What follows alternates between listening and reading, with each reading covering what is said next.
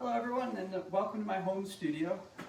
This is the first in a series of videos that I hope to produce and share with you in an effort to help you begin your adventure in woodworking.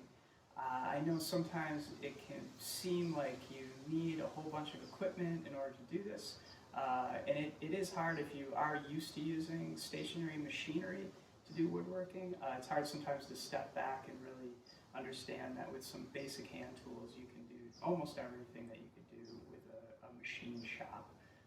So I want to start you off with some projects, some pretty significantly detailed projects that could be done with just some basic hand tools. What I'll do after I introduce the hand tools is I'll move into handheld power tools. So either corded or cordless battery operated power tools, and show you how those could be used as an extension of hand tools. And then eventually we'll move into benchtop equipment. And once again, all of this is in an effort just to share with you just how much woodworking and how much creative work can be done with just a modest budget, some minimal resources, but there are some fundamentals that you may find that you need. So with joinery, which this project is going to concentrate on joinery, you typically want to be able to cross-cut, rip cut, and then carve out the joint with a chisel. So I typically say that a saw is a good first place to start. This is a Gaiokucho razor saw. It's for cross cutting, which is excellent for cutting the kerf lines so that we can chisel out our joints. A good saw, a chisel. A good chisel is really helpful. The better the quality of steel, the longer that edge will hold up, and so the more satisfying your experience will be cutting joints. So if you have a sharp chisel and a sharp saw, you can really do just about everything. You just have to sometimes adapt to the tools that you have. And so you would kind of start with some joinery that works really well with these two tools. And once you get comfortable with those, you can begin expanding your toolkit. You can get different types of saws, you can get different types and profiles of chisels that allow you to be a little more dynamic in the range of projects that you can work on. And so along with the chisel, you'd want a mallet, a good mallet and chisel. These seem to go hand in hand just because you need to apply a little bit of force sometimes to separate the wood fibers when you're carving. So these are just a good match is a good chisel and a good mallet. I even turned this mallet myself on a lathe, which perhaps later on in these series of videos I'll show you lathe turning. The next thing, or the most important thing, is your idea. So I have a project here that I've sketched out. I've also broken it down into its component parts. So what I want to do with this project is show you how I would take my thumbnail sketch and turn it into a plan or a cut list. This is the thumbnail sketch. This is the detailed expanded view. I have the side A, side B. I could even draw a top view. Sometimes I do cross sections just so that I could see what the joinery will look like. But ultimately the effort here is just to have a vision of what you want to make, the joinery options that you might use, the profile views, and then what I do is I'll break that down into its elements, its component elements, so that when I go to pick out wood, I know exactly what I need. And once again, this helps if you don't have access to a fully equipped machine room. You can usually go to a wood supplier and pick out material that's already dimensioned, or you could ask them to dimension it for you. So that leads into the layout tools, and so the next I would say would be a ruler. A good 6-inch ruler is something that I found very helpful. A little adjustable square for laying out really precise joinery. These are essential.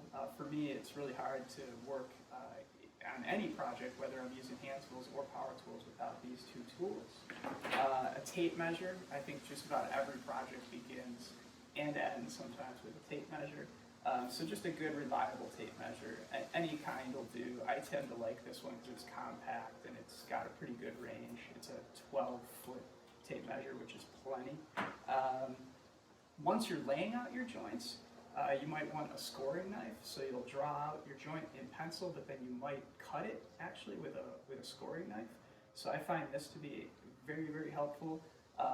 It just adds to the precision of the quality of your joint. So if you're relying on your pencil line, it'll be fairly precise, but if you have a score mark, it'll be accurate right to that score mark.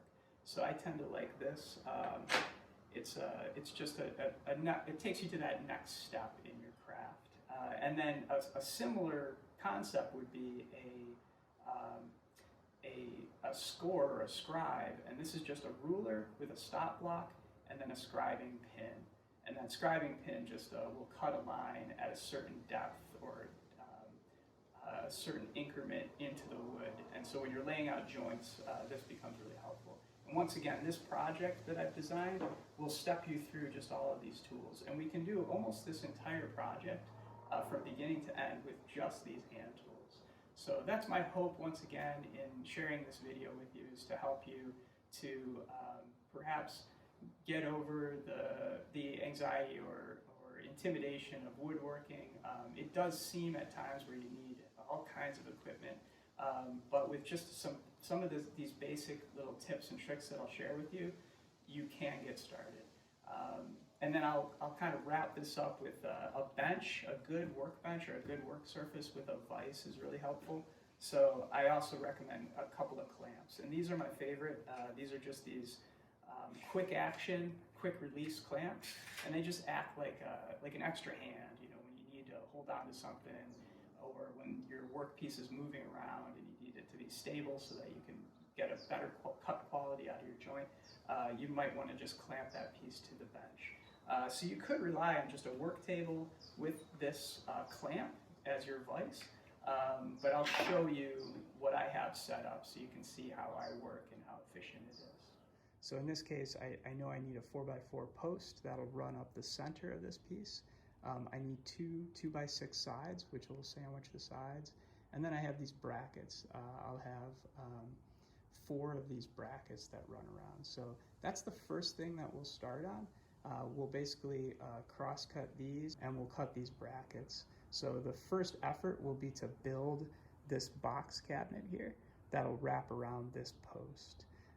This post is going to be set into the ground, so I'm going to dig a post hole and then bury that in the ground with a little bit of gravel and quickcrete, and I'll show you that part of the video a little later. For right now, we're just concentrating on these components. We're going to build this little box cabinet with a little top cap that I'll have a little bit later. Measure and mark 8 inches, and then I'll use this carpenter's square to draw a line straight across. You just want to set the tooth, so establishing that initial cut is what's kind of most important. At first, the saw sometimes will skip around on wood, and then once that happens, you just try to follow that line straight across. Start nice and slow and steady. The saw really will just follow that line straight down. So the first phase of this is the most important.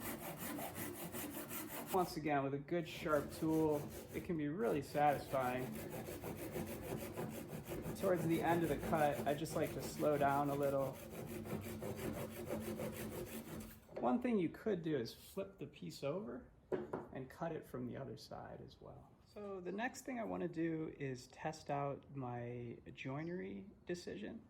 I want to do a lap joint that allows these brackets to notch into the side panels. So I want to test that out first and see how that'll work. There's a beam that runs through the middle, so I got to get the spacing right. So here's where I might go back to a sketch and really kind of like work out the details. So this is going to be a little test piece just to test out the joinery before I cut it into those 2 side panels. Just want to make sure that it'll work okay. This, which is about 3.5 inches, I want to put that right in the middle, and this is about 5.5 inches. So that means it's about 1 inch deep on either side. And I've set that at 1 inch of a depth, and I'll place that right on that line.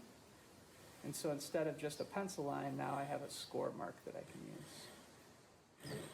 And I can switch that to the other side. So instead of having to measure and mark everything out, then if I have to do multiple joints, I can just use this score to mark that. So that's why I really like these. And once again, just your basic layout tools, a square, a carpenter's square, a scoring knife, or a scribe. So if I were using the scoring knife, I might take the ruler after I've drawn a pencil line, I'd put that in place, and I'd use that to score it. I'd also want to score these lines if I could, so that's where I'll use my square and a knife.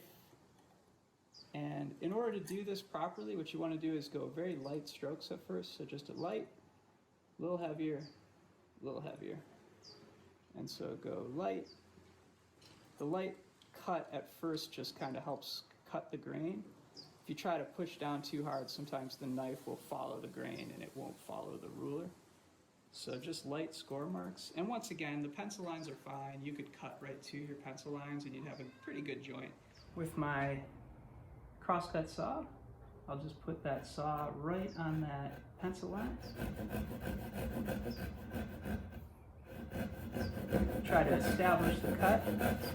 Usually what I do is I'll cut down one side at about a 45-degree angle, and then I'll cut across to the other side and do the same, cut down at a 45-degree angle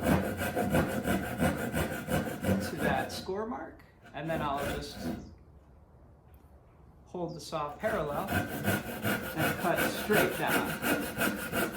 And that just helps, it just helps steady the saw. It's less material to have to cut through, so it's just a nice little trick for getting the saw to cut straight lines. Sometimes that's the hardest part. It's real easy for the saw to skew or to go in at an angle. So you want to hold it perpendicular to the cut and to the surface of the wood, so it's cutting right along that line, and you also want to make sure that it's parallel to that line. So sometimes that just takes practice, and once again, that's why I'm doing this initial test cut on a test piece of wood, just to try to get that just right.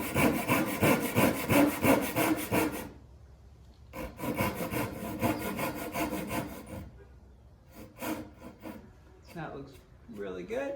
So I've got my kerf cuts, and the next thing I'll do is take a chisel and I'll slice that off. So we'll take this out. Grab our bench hook, clamp that in place. What I like to do in this case is clamp my workpiece to the bench hook as well, so that's not going to move. And then I can take my chisel and I can just start chiseling away. So there's one other thing that I would like to share with you, which is cutting a series of kerf cuts. One option is to just cut a whole bunch of kerf cuts along here, and that way you don't have to chisel out as much material. So we'll see how this goes. If I need to, I'll do that kerf cutting. So this came out in just one cut basically, and that's a really nice kind of satisfying way to cut joints. And you'll see that I rough cut it first, so I wasn't right up against my pencil line. So I'll come back a little closer this time. So I do it usually in about 3 passes. So I do a rough cut, I do like a secondary rough cut, and then I'll come back and do a finish cut. So now I'm right on my score mark, and I'll do a finish cut here. And that just has to do with the amount of material that you're trying to carve. If you have a lot of material that you're trying to cut away, you don't necessarily want to go right to your line, or it could crack, it could run along the grain, so you end up with a joint that doesn't look as clean as it could be. So that was pretty nice. I did that rough cut, I did a second cut, and then I cut flush. So then I'll flip it over, and I'll see if I can clean it up from the other side. So by cutting it from both sides, so you can kind of see how that rough cut, it's split along the grain. So once again, I'll do a second rough cut, just get rid of some of that material. I might even do that again. It just depends on the type of wood that you're cutting. In this case, I should be able to go right to my line on this second cut. And I just take my time and make sure that these cuts come out nice and clean. So this does take a little bit of patience, a little time, a little practice, but I'll show you how that looks. And it really came out very nice. It's a little rough. You can kind of see the grain, how the grain cracked. What I could do in that case is I could take my chisel and if I could clamp this in place, we'll clamp this to the bench hook so that you can see that. So what I could do here is then take my chisel and just very carefully detail it and just clean that up and flatten it out. And, you know, it just depends on how much time and care you want to take, but you really could make that perfectly flat and smooth. And what I'll do is I'll slide this in. That looks pretty good. That's likely how it'll look. It'll just have a slight exposed profile. I'll probably round this over a little bit. So I've got my two side panels. I've got the 4 pieces that I'll be using to run across. And what I've done is I've clamped the 2 pieces together with these quick action clamps so that I can draw out and score all the lines. And I've actually done all the curve cutting. I just need to chisel out the rest. What I wanted to show you was one of those examples of curve cutting so that it's a little easier to remove that material. So I've made the 2 side cuts along the pencil line, and I've also done this center curve cut just to make it easier to chisel out. And so what I'll do is I'll make that last curve cut on this piece. So I'll take and draw a line straight across the middle, and then I'll take my crosscut saw, get that started, and what I'll do is I'll cut that curve cut all the way down to that base score line, and then I'll start chiseling those out. What I do is I put my chisel just a little bit beyond the line, and then chisel those out. And once again, you can see how much easier it is when you score a few of those lines. It just makes it a lot easier to remove the material. So that's the rough cut, and then what I'll do is I'll come back and I'll very carefully do a finish cut.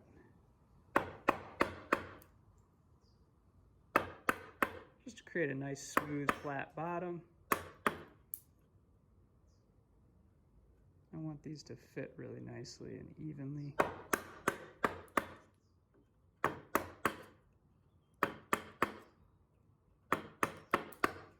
What I do is I'll go down till just about a ½ inch from the other side, and then I'll remove this from the bench hook. I'll just unclamp it, flip it over, and I'll finish that cut from the other side. And I'll do that to these 4, and then I have that other piece to do. I've measured and marked and cross-cut the sides, measured and marked and cut the joinery for the cross brackets. They fit really, really nicely. I've got the 4x4 post that this sculpture will wrap around once it's completed. So I'll drop that in the middle just to make sure that the fit is correct. And it looks like it's just right. That 4x4 has a little bit of room to move, and I'll just have to decide on how far apart these brackets keep the 2x6s spaced so that that 4x4 is a nice slip fit. Here it is glued up. I just have a couple of those quick grip clamps to hold it in place. I've spaced these out about 1 inch away from the surface on all sides, so it's nice and even. I have this urethane glue which tends to expand as it cures, so it fills gaps. It's a really good strong glue, especially for outdoor projects. So I'll just clean that up a little later. Once it starts to kind of solidify, I'll come back with a chisel or a razor, slice that out, clean it up, sand it, and it'll be ready to go. So in the meantime, we'll take a break while the glue is drying, and I'll show you what I'm gonna make for lunch. Thought I'd make a salad. I got just some lettuce greens here, some spinach, some apples and some cucumbers. It's a good thing to do while glue is drying. I'm going to slice up some celery here. And I got a little bit of this feta cheese I'll crumble over the top. Nice little afternoon snack. Once I'm finished with lunch, I'll go back to that project. It's a little bit warm right now too, so sometimes it's nice to take a little break. I also found that I like to end on a positive note, so everything went really well, that glue up went really well. So I like to take a break after things go well. I really just kind of throw whatever fruit and vegetables I have available, and then I kind of figure out some kind of salad dressing, which usually is maybe olive oil and some seasoning, or like a poppy seed, like a lemon poppy seed. Here's my dog. Here you go. Good girl. And she'd be disappointed if I didn't give her some food. So I've got some apples for her. I've got about a half a bag of this quickcrete. I'm going to mix that up. This is my improvised solution to squaring up the post.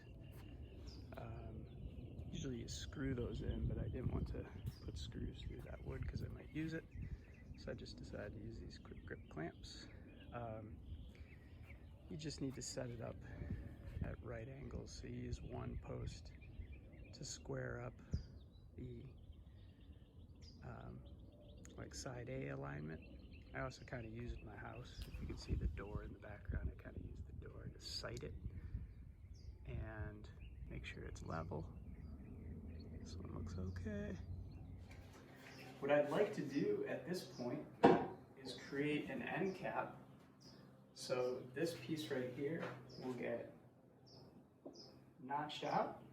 So I'll create a couple of joints that allow this to slide and lock onto the 2x6s and then sit flush on the 4x4 post that will slide through the middle.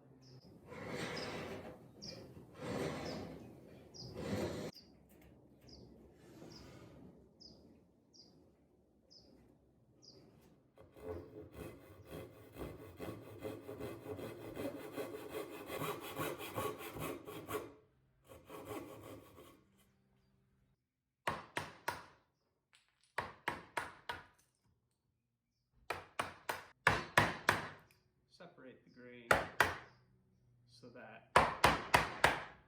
if the wood should split, you're safely away from the line that you need to keep.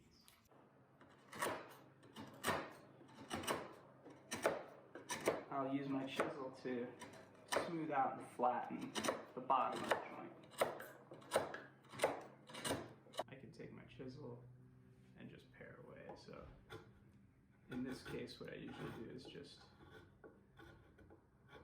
slice it at an angle, kind of skew your chisel. So with the joint cut, I've squared up the sides, cleaned up the edges. We'll see if that fits.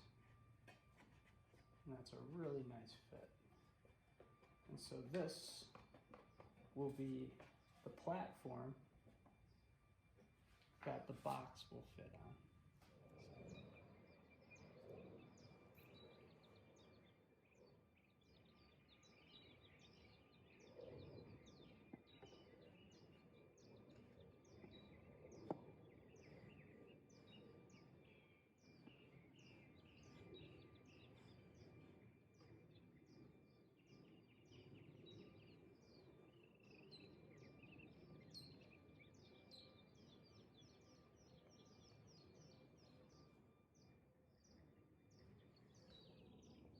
So that's it. That's the completed project. The next video I'll share with you is the box.